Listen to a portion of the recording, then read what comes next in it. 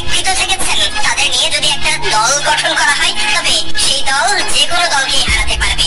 এমনকি তাদের অধিনায়ক থাকবেন শিরোপা-জয়ীদের কাতারে। টুর্নামেন্টের নিয়ম অনুযায়ী একাদশ সাজালেও কোনো দিক থেকে কম পড়বে না, বরং সাজানো দল হবে অন্য অনেকের থেকে শক্তিশালী। 640 কোটি টাকা দল পেল 182 জন প্লেয়ার, যার মধ্যে 62 জন বিদেশি।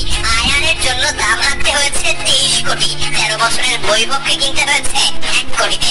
আবার ডেভিড ওয়ার্নারকে কিনতে নাকি ওদের ইচ্ছেই হয়নি। যারা এখন পর্যন্ত সাকিব মুস্তাফিজকে নিয়ে হাই হতাশ করছিলেন তাদের জন্যই বলা। শুধু সাকিব কিংবা মুস্তাফিজই নয়, অনেক বড় বড় তারকা ক্রিকেটার কিংবা কিংবদন্তি বনে যাওয়া ক্রিকেটারদের অনেকেই দল পাননি। এমন অনেক অদ্ভুত ঘটনা ঘটেছে আইপিএল এর মেগা নিলামে। তাই বাদ পড়া ক্রিকেটারদের নিয়েই একাদশ সাজানো যায়।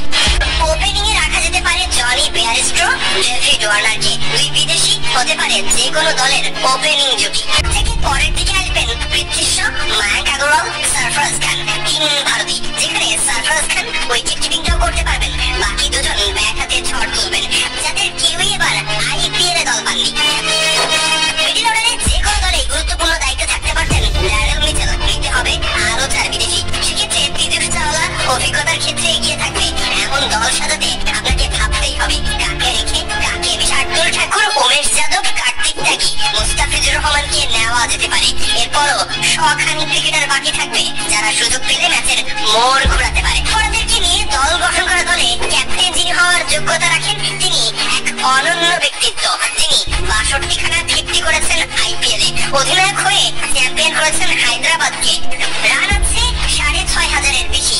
এত কিছু আইপিএলে ডেভিড ওয়ার্নারের দল পাওয়ার জন্য যথেষ্ট হয়নি। মুস্তাফিজ ঋষাদের নাম উঠলেও সাকিবকে তো ডাকাই হয়নি। দল পাননি ইংলিশ ক্রিকেটার উইকেট রক্ষক ব্যাটার জনি বেয়ারস্ট্রো, বেন রকেট, Steve Smith, Alzarri Joseph, Jason হোল্ডারদের মতো টি-20 শহরের ক্রিকেটার।